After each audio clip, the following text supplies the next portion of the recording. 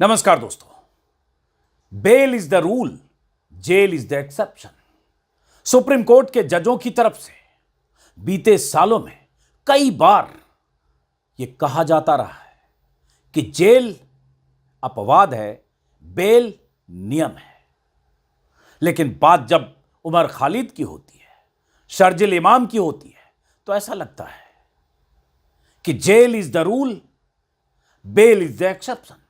और ऐसा मैं इसलिए कह रहा हूं कि 14-15 बार उमर खालिद की जमानत पर अलग अलग वजहों से सुप्रीम कोर्ट में सुनवाई टली, अलग अलग वजहों से। लेकिन आखिरकार जब सुप्रीम कोर्ट में सुनवाई पूरी हुई, जमानत पर सुप्रीम कोर्ट ने अपना फैसला सुरक्षित रखा। आज जब फैसले का दिन था, दिल्ली दंगे के उन तमाम आरोपियों पर सुप्रीम कोर्ट के फैसले का दिन, जमानत पर फैसले का दिन, तो फैसला यह आया कि उमर खालिद और शर्जिल इमाम जेल में रहेंगे, उन्हें जमानत नहीं मिली। सुप्रीम कोर्ट के 2 जजों की पीठ ने यह भी कह दिया कि अगले 1 साल तक शर्जिल इमाम और उमर खालिद जमानत याचिका दाखिल नहीं कर सकते। अगले 1 साल तक 5 आरोपियों को जमानत मिली। 5 साल 3 महीने से ये सब तिहाड़ में बंद हैं। बीच बीच में शादी की वजह से, जैसे उमर खालिद की बहन की शादी थी तो 15 दिन के लिए उन्हें अंतरिम जमानत मिली थी। ऐसे अलग अलग वजहों से किन्हें किसी किसी को जमानत मिली होगी। 5 जिन्हें आज जमानत मिली, उनमें गुलफिशा फातिमा है, मीरान हैदर है, शिफाउर रहमान है, मोहम्मद सलीम खान है और शादाब अहमद है, जो अलग अलग सामाजिक संगठनों से जुड़े थे, सामाजिक कार्यकर्ता थे। लेकिन इन पर आरोप है कि दिल्ली दंगों के दौरान 2020 में लोगों को उकसाने, भड़काने और दंगे जैसे माहौल बनाने में इनकी भूमिका रही। लेकिन उन 5 को जमानत मिली। जिन 2 को जमानत नहीं मिली, जिसमें उमर खालिद और शर्जिल इमाम है, जमानत नहीं देने की वजह बताते हुए 2 जजों की पीठ ने, सुप्रीम कोर्ट के जस्टिस अरविंद और जस्टिस NV अंजारिया ने अपना फैसला सुनाया और कहा कि अभियोजन और सबूत दोनों के लिहाज से उमर खालिद और शर्जिल इमाम की स्थिति अन्य 5 आरोपियों की तुलना में अलग है।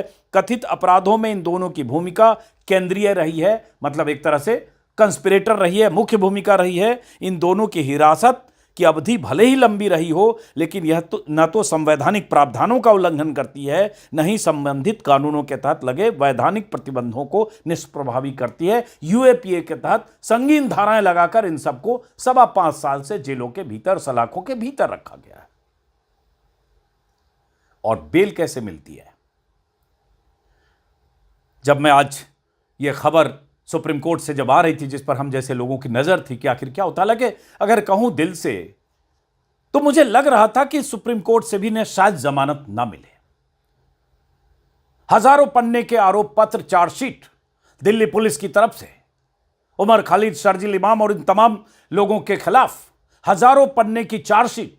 उन चार्जशीट में तमाम तरह के ऐसे गवाह जिनकी गवाही पर संदेह है, तमाम ऐसे सबूत जुटाए गए जिन सबूतों पर संदेह है, जिन सबूतों को जुटाने के पीछे दिल्ली पुलिस की मंशा पर बहुत बार सवाल उठाए जा चुके हैं। तथ्यात्मक तौर पर क्रमवार ढंग से बहुत कुछ लिखा और बोला जा चुका है, लेकिन मुख्य कंस्पिरेटर बनाकर, मुख्य साजिशकर्ता बनाकर उमर खालिद को अदालतों में दिल्ली पुलिस की तरफ से पेश किया गया। और सुप्रीम कोर्ट ने दिल्ली पुलिस की वो सारी थ्योरी को बाय किया और उसके बाद जमानत उमर खालिद को नहीं दी।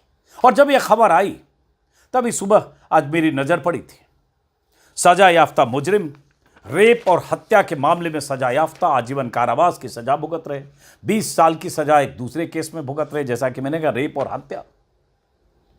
राम रहीम डेरा सच्चा सौदा के सजा याफ्ता शब्द पर जोर दे रहा हूं, मर्डर और रेप के सजा याफ्ता मुजरिम। खबर आज ही के अखबार में छपी है कि 15वीं बार जेल से बाहर आए हैं।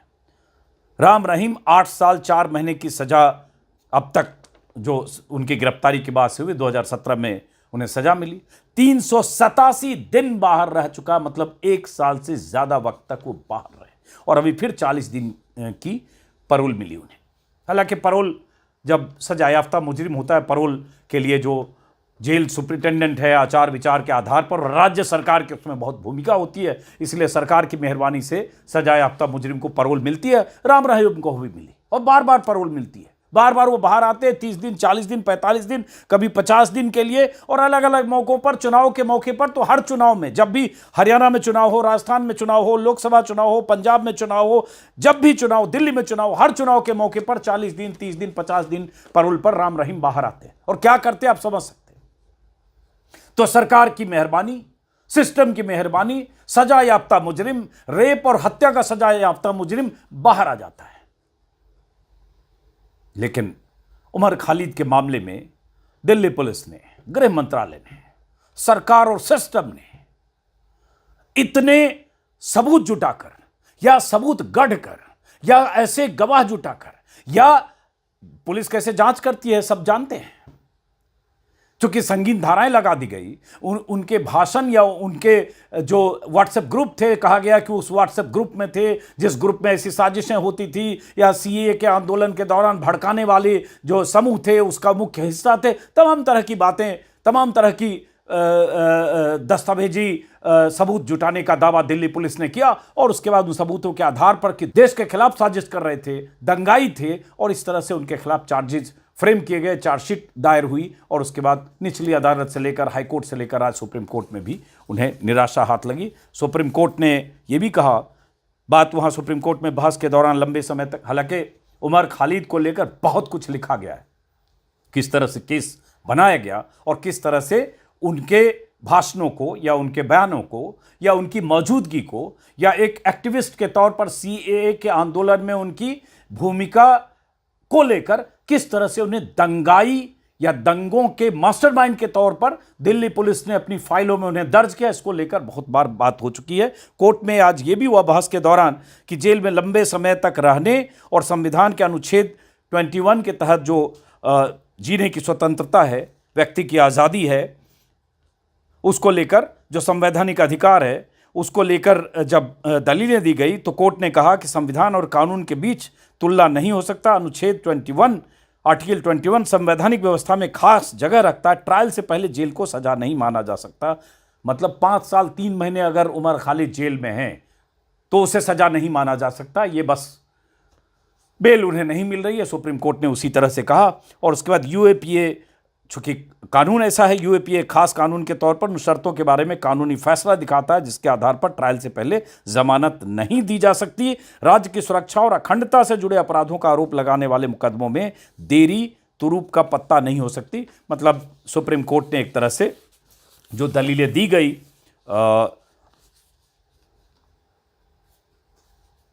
इन दोनों की जमानतों के खिलाफ, उन दलीलों के हिसाब से सुप्रीम कोर्ट ने इन्हें जमानत नहीं दी, और ये मानते हुए कि प्रथम दृष्टया आरोप बनता है शर्जिल इमाम और उमर खालिद के खिलाफ, उनके बयान और उनकी मौजूदगी, जैसा कि मैंने कहा। बहरहाल, और राम रहीम अब बाहर है। मेरे ख्याल से 1-1.5 साल पहले शायद न्यूयॉर्क टाइम्स ने एक पूरे पन्ने की रिपोर्ट छापी थी उमर खालिद की को जमानत न मिलने के बारे में, किस तरह से जेल में हैं, किस तरह से उमर खालिद अपने परिवार से संवाद करते हैं, कैसे उनके परिवार के लोग ज़मानत का इंतज़ार कर रहे हैं और उन्हें ज़मानत की उनकी अर्जी निचली अदालत में खारिज हुई या सुप्रीम कोर्ट में अलग अलग वजहों से, कभी उमर खालिद के वकील कपिल सिब्बल की मौजूदगी नहीं होने की वजह से, ये कभी और वजहों से खारिज हुई। उसको लेकर एक लंबी रिपोर्ट छापी थी और परिवार से कैसे संवाद करते। मैं चाहता हूँ वो हिस्सा, हालांकि वो 1.5 साल पहले का है, वो हिस्सा एक बार फिर से देखिए। मेज पर लैपटॉप रख दिया गया है। माँ बाप की निगाहें स्क्रीन पर इस इंतजार में टिकी है कि कब उनका बेटा उनके सामने नमूदार होगा। कुछ देर में सामने से एक आवाज आती है, कैसी हो अम्मी? यह आवाज उस बेटे की है जो पिछले 4 सालों से जेल की सलाखों के पीछे बंद है। उसकी आवाज अदालतों के कानों तक भी नहीं पहुंचती है। वह नाइंसाफी के अपने सफर में तन्हा है। उसकी आवाज न ही न्यूज चैनल्स की स्क्रीन तक पहुंचती है, न ही अखबारों के पन्नों में दर्ज होती है। डिजिटल पोर्टल के माध्यम से, यूट्यूब के माध्यम से हम जैसे पत्रकारों ने उसकी आवाज लोगों तक पहुंचाने की तो बहुत कोशिश की, लेकिन ऐसी आवाजें भी नक्कार खाने में तूती की आवाज की तरह दम तोड़ रही है। 37 साल का वह नौजवान बिना किसी ट्रायल के जेल में सड़ रहा है। कैदी नंबर 626710, नाम है उमर खालिद। हिंदुस्तान में मुख्य धारा का मीडिया उमर के साथ हुई नाइंसाफी पर भले ही अपनी जुबान न खोलता हो, लेकिन विदेशी मीडिया में भारत सरकार और यहां की न्यायिक व्यवस्था का खूब मजाक बन रहा है। अमेरिकी अखबार न्यूयॉर्क टाइम्स की पत्रकार सुहासिनी राज ने उमर खालिद की गिरफ्तारी के 4 साल पूरा होने के बाद एक पूरे पन्ने की विस्तृत रिपोर्ट छापी है। इस रिपोर्ट में सुहासिनी ने उमर के परिवार के उन किस्सों और दर्द को जज्ब किया है जिसकी चीख भारतीय मीडिया बयान नहीं कर सकता। क्यों नहीं कर सकता?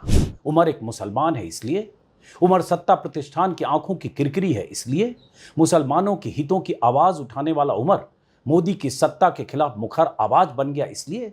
क्या इसका खामियाजा भुगत रहा है उमर खालिद? क्या किसी मुस्लिम आरोपी के लिए भारत में कोई अलग से कानून व्यवस्था है जिसके तहत उसे 4 सालों तक बिना किसी ट्रायल के जेल में ठूस कर उसकी जवानी बर्बाद की जा सकती है? जब सुप्रीम कोर्ट के जज किसी मामले में जमानत देते वक्त कहते हैं bail is the rule and jail is the exception, तो क्या उन्हें उमर खालिद नहीं दिखता है जिसके लिए लगता है जेल ही रूल है और बेल तो इसकी किस्मत में नहीं? फर्क देखिए तो आप खुद ब खुद समझ जाएंगे। एक तरफ बिना ट्रायल के 1500 दिनों से जेल में उमर खालिद है, दूसरी तरफ बलात्कार और हत्या के आरोप में उम्र कैद की सजा काट रहा एक सजा याफ्ता मुजरिम है। उसकी पहुंच कहीं दूर सत्ता के शीर्ष पर बैठे नेताओं और मंत्रियों तक है। वो बलात्कारी है, लेकिन नीति नियंताओं की मेहरबानी शायद उसे हासिल है। तभी तो 2024 में हरियाणा विधानसभा चुनाव के महज 3 दिन पहले 20 दिनों के पैरोल पर वो जेल से बाहर आ जाता है। नाम है गुरमीत राम रहीम। राम रहीम के लिए जेल से बाहर आना जैसे उसकी मर्जी पर निर्भर हो, एक बार नहीं बार बार, जब चाहे तब। एक तरफ उमर खालिद है जिसके ऊपर दिल्ली में दंगा भड़काने का आरोप है, जो बिना किसी ट्रायल के 1500 से ज्यादा दिनों से जेल में बंद है। दूसरी तरफ गुरमीत राम रहीम जिसके ऊपर बलात्कार का आरोप सिद्ध हो चुका है। अदालत ने उसे उम्र कैद की सजा सुना रखी है। बावजूद इसके अब तक इसने जितने दिनों की सजा काटी है उसमें 235 दिन से ज्यादा वक्त तक पैरोल पर जेल से बाहर रहा है। न्यूयॉर्क टाइम्स की पत्रकार सुहासिनी राज की रिपोर्ट के मुताबिक उमर खालिद की वर्चुअल मुलाकात परिवार वालों के साथ हफ्ते में एक बार होती है। लैपटॉप सामने रखा होता है, परिवार के सदस्य एक साथ लैपटॉप स्क्रीन के सामने बैठते हैं और उमर खालिद से बातचीत करते हैं। बीच बीच में परिवार के किसी सदस्य की आवाज़ उमर के कानों तक पहुंचती है और चेहरा नहीं दिखता है तो उन्हें बार बार उमर फ्रेम में आने को कहते हैं। उमर की मां सबिहा खानम न्यूयॉर्क टाइम्स से बताती है कि उन्होंने अपने बेटे को आखिरी बार तब छुआ था जब अंतिम सुनवाई में जज साहब ने चंद मिनटों के लिए उमर को अपने परिवार से मिलने का समय दिया था। उमर खालिद की गिरफ्तारी 14 सितंबर 2020 को दिल्ली दंगे में साजिश रचने के आरोप में हुई थी। ये दंगे फरवरी 2020 में नागरिकता संशोधन कानून और राष्ट्रीय नागरिकता रजिस्टर NRC के खिलाफ चल रहे विरोध प्रदर्शन के दौरान भड़के थे। सरकार का आरोप है कि उमर खालिद ने दंगों की साजिश रची और लोगों को हत्या के लिए उकसाया था। लेकिन हकीकत में क्या उमर खालिद ने दिल्ली में दंगा भड़काने की कोशिश की थी? उमर के एक बयान को दराब फारूकी ने पिछले महीने ये कहते हुए ट्विटर पर पोस्ट किया था कि क्या उमर के इस बयान को हिंसा भड़काने वाला कहा जा सकता है? हम हिंसा का जवाब हिंसा से नहीं देंगे, हम नफरत का जवाब नफरत से नहीं देंगे। अगर वो नफरतें फैलाएंगे तो हम उसका जवाब प्यार से देंगे। अगर वो डंडा चलाएंगे तो हम तिरंगा उठा के लहराएंगे। अगर वो गोली चलाएंगे तो हम संविधान को हर में एक अपने हाथ को बुलंद करेंगे। अगर वो जेल में डालेंगे तो सारे जहां से अच्छा हिंदुस्तान हमारा, गाते गाते हम हंसते हंसते जेल चले जाएंगे, लेकिन इस देश को आपको बर्बाद करने नहीं। ट्विटर पर इस वीडियो को कई बार बहुत से लोगों ने शेयर किया है। इस वीडियो में उमर कह रहा है कि हम हिंसा का जवाब हिंसा से नहीं देंगे, हम नफरत का जवाब नफरत से नहीं देंगे। क्या अहिंसा की बात करने से दंगे भड़कते हैं? क्या तिरंगा हाथ में उठाने से या तिरंगा लेकर चलने की बात करने से दंगे भड़कते हैं? ऐसा ही तो हुआ। दिल्ली पुलिस द्वारा उमर खालिद के इसी भाषण की वजह से गैर कानूनी अधिनियम UAPA के तहत उसे गिरफ्तार कर लिया गया। ऐसा उमर और उसके साथी मानते हैं। पुलिस का कहना है कि उमर और उनके साथियों ने दिल्ली में दंगे भड़काने जैसा माहौल बनाया। उमर को दंगाई साबित करने के लिए दिल्ली पुलिस ने अपनी चार्जशीट में कई पन्ने भी रंग दिए हैं, लेकिन सबूत के तौर पर तो बीजेपी से जुड़े नेताओं के बयान भी हैं। जिसने दिल्ली में दंगों की भूमिका तैयार की थी, उन्हें तो दिल्ली पुलिस ने हाथ भी नहीं लगाया। गोली मारो सालों को जैसे नारे लगाने वाले और पुलिस की मौजूदगी में प्रदर्शनकारियों को धमकी देने वाले बीजेपी नेताओं को तो क्लीन चिट मिल गई, लेकिन उमर जैसे लोगों को दबोच लिया गया। जब दंगे हुए तो मारे जाने वालों में भी सबसे ज्यादा मुस्लिम ही थे। न्यूयॉर्क टाइम्स ने इस बात का भी खास तौर से जिक्र किया है। यूएपीए कानून के तहत अगर किसी व्यक्ति के खिलाफ मामला दर्ज होता है तो बिना किसी जमानत के लंबे समय तक उस व्यक्ति को, उस आदमी को जेल में रखा जा सकता है। उमर और उस जैसे कई लोगों ने जब सरकार के खिलाफ आवाज बुलंद की तो सरकार ने इनके खिलाफ यूएपीए का हथकंडा अपनाया। यूएपीए उन पर थोप दिया। साल 2015 से लेकर साल 2020 के बीच यूएपीए के तहत कई गिरफ्तारियां हुई। 3% से कम कन्विक्शन रेट है यूएपीए का, और यूएपीए में गिरफ्तारी का मतलब लंबे वक्त तक सलाखों के पीछे रहना, जमानत ना मिलना। और ये सरकार कैसे यूएपीए का इस्तेमाल करती है, इस पर सैकड़ों पन्ने रंगे जा चुके हैं। कहीं उमर खालिद भी सरकार की इसी मंशा का शिकार तो नहीं, ये सवाल बार बार पूछा जाता है। यूएपीए के तहत की गई गिरफ्तारी के बाद जेल में कुछ लोगों की जानें भी जा चुकी है। उमर खालिद भी इसी कानून की चपेट में है। 1500 से ज्यादा दिन सलाखों के पीछे वो काट चुके हैं, मगर अब भी जेल मानो उमर का मुकद्दर बना हुआ है। उमर की गिरफ्तारी के 1.5 साल बाद ट्रायल कोर्ट में जमानत याचिका की सुनवाई हुई, मगर जमानत नहीं मिली। उसके बाद अक्टूबर 2022 में दिल्ली हाईकोर्ट से उमर की जमानत रद्द हो गई। उमर खालिद ने इसके बाद सुप्रीम कोर्ट का दरवाजा खटखटाया। सुप्रीम कोर्ट ने 14 बार सुनवाई स्थगित की, 14 बार। इसी साल के फरवरी महीने में उमर खालिद ने सुप्रीम कोर्ट से जमानत याचिका वापस ले ली। फिलहाल उनकी जमानत याचिका दिल्ली हाईकोर्ट में लंबित है।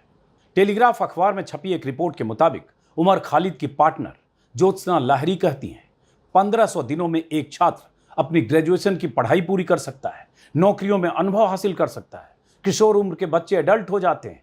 इतने दिनों में एक वैज्ञानिक कई शोध कर सकता है। 1500 दिन एक लंबा समय होता है। इतने ही समय से उमर और अन्य लोग बिना किसी ट्रायल के, बिना जमानत के जेल में बंद हैं।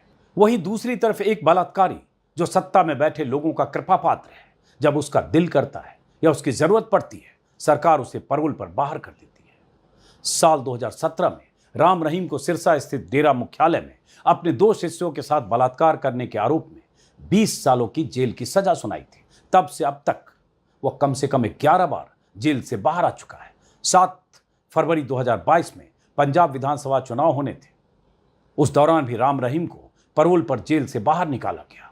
17 जून 2022 को, यानी हरियाणा नगर निगम चुनाव से पहले 30 दिनों की पैरोल पर राम रहीम फिर बाहर आया। इसके बाद आदमपुर उपचुनाव से पहले 15 अक्टूबर 2022 को 40 दिनों की पैरोल मिली। हरियाणा में पंचायत चुनाव के पहले 2023 जुलाई में 30 दिनों के लिए फिर बाहर आया। 21 नवंबर 2023 को राजस्थान विधानसभा चुनाव के ठीक पहले 29 दिनों के लिए राम रहीम फिर जेल से बाहर आया। और ताजा मामला हरियाणा विधानसभा चुनाव से पहले 21 दिनों के लिए वो फिर जेल से बाहर। हरियाणा विधानसभा चुनाव से ठीक पहले जो पैरोल मिली, अगर कुल अवधि को जोड़ें तो सजा के 275 दिन से ज्यादा जेल से बाहर बिता चुका है। वहीं उमर खालिद के नसीब में सिर्फ जेल की सलाखें हैं, कोठरियां हैं, तन्हाई है। क्या कानून बलात्कारी राम रहीम के लिए अलग है और उमर खालिद के लिए अलग? वहीं उमर खालिद के नसीब में जेल की कोठरियां हैं, सलाखें हैं, तन्हाई है। क्या कानून बलात्कारी राम रहीम के लिए अलग है और उमर खालिद के लिए अलग? पिछले साल उमर खालिद को अपनी बहन की शादी में शिरकत करने के लिए सिर्फ 1 हफ्ते की छुट्टी दी गई थी। न्यूयॉर्क टाइम्स की रिपोर्ट के मुताबिक उमर खालिद की मां कहती है उमर उस दिन सोता तक नहीं था, क्योंकि 1 हफ्ते की छुट्टी का एक मिनट अपने परिवार के साथ बिताना चाहता था। एक तरफ राम रहीम जब चाहे जेल से बाहर आ जाता है, 20-20 दिनों की उसे छुट्टियां मिलती हैं, चुनाव में उसके प्रभाव का इस्तेमाल किया जाता है, बलात्कार का आरोप उसके ऊपर सिद्ध हो चुका है, हत्या का मामला है। वहीं उमर खालिद बिना किसी ट्रायल के पिछले 4 सालों से जेल में बंद है। उमर खालिद के पिता सैयद कासिम रसूल इलियास ने न्यूयॉर्क टाइम्स को बताया कि खालिद की जमानत की अर्जी 3 बार निचली अदालतों में खारिज हो चुकी है। सुप्रीम कोर्ट में उसकी जमानत की सुनवाई कम से कम 1 दर्जन बार टाली जा चुकी है। पता नहीं क्या वजह है। बकौल कासिम रसूल 2 बार तो ऐसा भी हुआ कि खालिद को अदालत लाया गया, लेकिन जज साहब ने खुद को मामले से अलग कर लिया और खालिद को वापस जेल में भेज दिया गया। क्या भारत की न्यायिक व्यवस्था वाकई उमर खालिद के साथ नाइंसाफी कर रही है? क्या मुख्य न्यायाधीश CJI DY चंद्रचूड़ ने उमर खालिद के मामले को भी भगवान के भरोसे छोड़ दिया है? अभी तो उनका एक बयान था कि अयोध्या से जुड़ा फैसला उन्होंने भगवान के भरोसे छोड़ा और भगवान ने उन्हें दिशा दिखा दी। चंद्रचूड़ से भी अगर कोई उम्मीद थी, उनके इस बयान के बाद उनसे भी लोगों की उम्मीद टूटी है। तो उमर खालिद के मुद्दे पर उनसे क्या ही उम्मीद किया जाए। जमानत के अधिकार पर सुप्रीम कोर्ट ने कई बार टिप्पणी की। सुप्रीम कोर्ट ने हाईकोर्ट की आलोचना करते हुए कई बार कहा है कि जमानत देने या जमानत याचिका की सुनवाई में लंबा वक्त नहीं लगाया जा सकता। सुप्रीम कोर्ट के जजों ने कई बार जमानत के अधिकार की वकालत की है। इसी साल जुलाई महीने में एक कार्यक्रम में सीजेआई चंद्रचूड़ ने कहा कि ट्रायल कोर्ट के जज कई अहम मामलों में जमानत नहीं देते हैं क्योंकि वो सुरक्षा बरतना पसंद करते हैं। उन्होंने कहा कि बेल देते वक्त वो कॉमन सेंस का इस्तेमाल क्यों नहीं करते। प्रेम प्रकाश बनाम प्रवर्तन निदेशालय मामले की सुनवाई में आरोपी प्रेम प्रकाश को जमानत देते वक्त सुप्रीम कोर्ट ने साफ साफ कहा था जेल नियम है और बेल अपवाद। Justice Bhushan, justice R Gavai, justice Prashant Mishra और जस्टिस केवी विश्वनाथन की बेंच ने कहा था कानून की समुचित प्रक्रिया का पालन करते हुए ही किसी नागरिक को आज़ादी के बुनियादी अधिकार से वंचित किया जा सकता है, वरना बिल्कुल नहीं। सुप्रीम कोर्ट ने यहां तक कहा था कि अनुच्छेद 21 के तहत संविधान जीवन और स्वतंत्रता का अधिकार देता है और अगर आरोपी जमानत का हकदार है और फिर भी उसे जमानत नहीं दी जाती है तो यह उसके जीवन और स्वतंत्रता के अधिकार का हनन है। यह सुप्रीम कोर्ट ने कहा था। क्या उस सुप्रीम कोर्ट को उमर खालिद नहीं दिखता जो 1500 दिनों से जेल में बंद है? बार बार उसकी जमानत की याचिका खारिज होती है। कई बार जज साहब उसके मामले से खुद को अलग कर लेते हैं। उमर खालिद की दर्जनों बार याचिकाएं खारिज की जा चुकी है या टाली जा चुकी। बिना ट्रायल के 4 साल से वो जेल में बंद है। क्या जीवन और स्वतंत्रता के मौलिक अधिकार का हनन नहीं? उमर खालिद के 4 साल जेल में बीतने के बाद वकील प्रशांत भूषण ने अपने एक्स हैंडल पर लिखा उमर खालिद 4 साल से बिना सुनवाई के जेल में बंद है। उनके खिलाफ लगे आरोप स्पष्ट रूप से बेतुके हैं। क्या जमानत नियम और जेल अपवाद का सिद्धांत उनके मामले में लागू नहीं होता, खासकर जब यह संभावना नहीं है कि उनकी सुनवाई समय पर समाप्त हो सकेगी? यह न्यायपालिका पर बड़ा कलंक है। सामाजिक कार्यकर्ता कविता कृष्णन ने एक वीडियो संदेश में उमर की जमानत और सुनवाई की अस्वीकृति को लोकतंत्र की परीक्षा बताया है। अंग्रेजों के जमाने में जब भी अंग्रेज सरकार चाहती थी वो किसी को भी कभी गिरफ्तार कर ले सकती थी और बिना कोई वजह दिखाए बस ये कह करके कि भाई ये तो हमारे सत्ता के खिलाफ कुछ बोल रहे हैं, हमारी सरकार को गिराना चाहते हैं, ये कह करके आपको अंदर कर सकती थी। और ये इसका बदलना ये देश के आजाद होने में एक बहुत बड़ी बात थी कि हर नागरिक का अपना अधिकार होगा और सरकार जो है वो आप पर कोई तानाशाही नहीं कर सकती, मनमानी नहीं कर सकती। आपको याद रखना जरूरी है, शायद भूल गए होंगे, मीडिया तो याद नहीं दिलाती, कि 4 साल हो गए हैं, कुछ लोगों को 4 साल से ऊपर, जो उमर खालिद, गुलफिशा, ऐसे लोग जो दिल्ली के दंगों के मामले में गिरफ्तार हुए और अभी तक नहीं छूटे। क्यों नहीं छूटे? एक तो ये है कि उन पर बाकी कानूनों में जहां जहां आरोप था वहां वहां कोर्ट्स ने कहा कि इनके खिलाफ तो कोई केस ही उस तरह से नहीं बनता है क्योंकि ये तो प्रदर्शन करने के लिए लोगों से कह रहे थे, ये कोई हिंसा नहीं उकसा रहे थे और आतंकवाद तो बिल्कुल ही नहीं उकसा रहे थे और उन मामलों में उन्हें बेल मिला है। लेकिन यूएपीए का जो केस है, यूएपीए एक आतंकवाद विरोधी तथाकथित कानून है, उस कानून के तहत उन पर जो केस है उसमें रूल ये है कि आपको बेल मिलना लगभग असंभव है। तो जज आपको बेल नहीं दे रहे, तो इसका मतलब ये है कि ये बिना बेल के और बिना किसी ट्रायल के शुरू होते हुए सुनवाई नहीं हो रही, लेकिन ये जेल में है, यानी अभी तक वो 4 साल की सजा काट चुके हैं। अब ये बताए कि किसी लोकतंत्र में बिना आपके खिलाफ कोई भी आपका जुर्म बिना साबित हुए कोई जेल में रहे इतना समय, तब क्या ये लोकतंत्र है? ये पूछने वाली बात है। और अगर इसके लोकतंत्र होने का एक ही टेस्ट है, वो टेस्ट हमारा आपका है, वो टेस्ट सिर्फ कानूनों। Stand up comedian Kunal Kamra ने कार्यक्रम में कहा कि मैं हिंदू हूं इसलिए आपके सामने खड़ा और बोल रहा हूं, अगर मुसलमान होता तो शायद उमर की तरह मैं केवल तस्वीरों में होता। मैं एक हिंदू हूँ इसीलिए यहाँ आया हूँ, मुसलमान होता तो सिर्फ फोटो में आता। ये बात सच है। और आई थिंक 2016 में मुझे समझ में आया था, जब मैंने कॉमेडी कर रहा था 2-3 साल में, तब मैंने देखा कि ये जो हो रहा है इंडिया में कि कोई मतलब प्राइवेट कॉलेजेस में जो डोनेशन दे दे के बच्चे जाते हैं और उनके माँ बाप जेएनयू के छात्र को एंटी नेशनल बनाने लग जाए, तब सबको बोलने की ज़रूरत है। और तब मेरा था एक जोक था उमर और जो उसके साथी थे जेएनयू कांड में, जैसे अनिर्बान हो गया, कन्हैया हो गया, कि इनका कैंटीन में उधारी है, ये तुम्हारा क्या ले लेंगे। और आज भी मेरा इंडियन पुलिसिंग पे एक बहुत बड़ा सवाल है कि आप कभी पुलिसिंग कभी करोगे सर।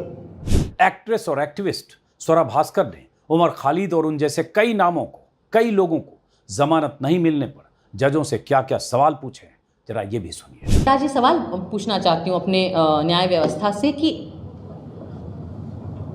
क्यों, क्या डर है आपको किस चीज़ का डर है? आम नागरिक को तो जेल का डर होता है, पिटाई का डर होता है, मुसलमान तो कहीं पे भी पिट जाते हैं बेचारे इस देश में, दलित कहीं पे भी पिट जाते हैं इस देश में। हम लोगों को भी डर लग सकता है कि काम नहीं मिलेगा, कॉमेडी के शोज़ नहीं मिलेंगे, फिल्में बंद हो जाएंगी, जिनके बच्चे हैं छोटे छोटे उनको अलग अलग किस्म के डर लगते हैं। आपको क्या डर लगता है? आपके पास तो पूरा तंत्र है, आपके पास तो सारी सरकारी तंत्र है। जब तक आप इन बड़े बड़े सुप्रीम कोर्ट, हाई कोर्ट तक पहुंच जाते हो, आप तो 60 साल 50 साल के ऊपर होते होंगे, आपके तो बच्चे भी बड़े हो गए होंगे, अच्छी महंगी कॉलेजेस में आप उन्हें पढ़ाते हैं, बाहर भेजते हैं यूनिवर्सिटीज़ में, वो भी सेटल हो जाते हैं, उनकी शादियाँ हो जाती हैं, उनके भी बच्चे होते हैं। तो इस बुढ़ापे में क्या डर है अब आपको? अब क्या लालच है आपके अंदर? क्या चाहिए आपको? हाँ, क्या ज़रूरत है? गवर्नर पोस्ट चाहिए, राज्यसभा जाना है, इतनी आपके अंदर लालच है कि आप महज आपका काम आपसे करने को हम मांग रहे हैं, वो आपसे नहीं हो रहा है। उमर खालिद के पिता न्यूयॉर्क टाइम्स को बताते हैं कि भारत में आजकल सच बोलने की कीमत चुकानी पड़ती है। इन दिनों भारत में किसी मुस्लिम नाम के व्यक्ति का फंसना और फंसाना आसान हो गया है। उमर खालिद की जमानत की सुनवाइयां जैसे औपचारिकता बनकर रह गई है। वहीं दूसरी ओर राम रहीम जैसे अपराधी को, सजा याफ्ता मुजरिम को आसानी से पैरोल पर छुट्टियां मिल जाती है, वह भी चुनाव से ठीक पहले। क्या उमर के लिए दूसरा कानून है? क्या उमर को सिर्फ मुसलमान होने की सजा मिल रही है? क्या भारत में मुसलमान होना कोई अपराध है? उमर को अब तक जमानत क्यों नहीं मिली? इन्हीं कुछ सवालों पर आज के इस वीडियो को खत्म करता हूं। मुलाकात होगी किसी और वीडियो में। फिलहाल नमस्कार।